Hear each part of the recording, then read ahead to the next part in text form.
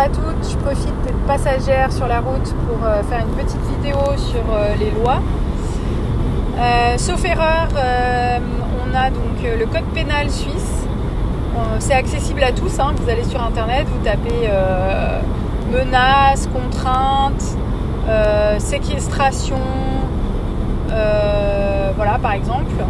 Et du coup, vous aurez les articles qui correspondent. Et c'est toujours assez impressionnant pour les personnes que vous avez en face de vous qui essayent de vous contraindre à porter un masque quand vous avez un certificat médical ou quand vous ne pouvez pas le porter pour des raisons spécifiques, de leur mentionner ça. Donc, on a l'article 180 qui parle des menaces. Celui qui, par une menace grave, aura alarmé ou effrayé une personne sera sur plainte puni d'une peine privative de liberté de 3 ans ou plus ou d'une peine pécuniaire. Donc vous pouvez dire à la personne qui vous menace qu'elle risque 3 ans de prison ou une amende et que vous pouvez porter plainte contre elle étant donné qu'il y a cet article 180.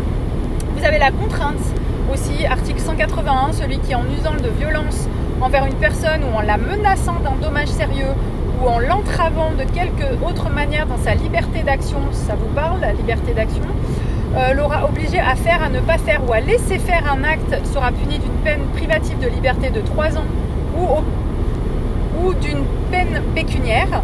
Donc là aussi, hein, la contrainte. Et puis on a aussi la séquestration. Alors le mot paraît un peu énorme, mais si par exemple vous ne pouvez pas porter de masque, que vous êtes en train de faire vos courses et que la personne appelle la police et que vous êtes dans votre droit puisque vous avez un certificat et que la personne vous demande d'attendre la police tandis que vous pouvez partir, s'il vous retient, c'est de la séquestration. Donc article 183.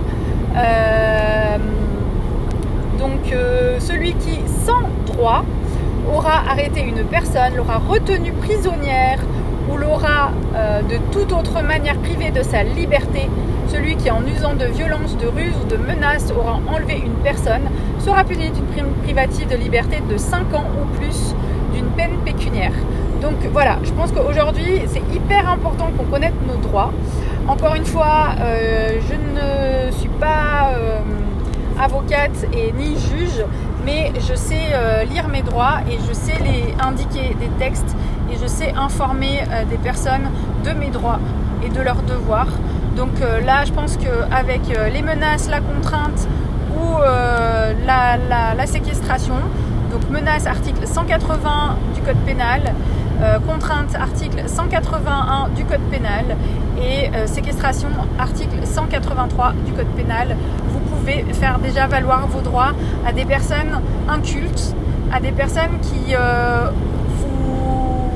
usent et abusent de leur pouvoir, ou en tout cas du moins qui essayent de le faire sur vous. Et puis le petit bonus, c'est le délit d'injure.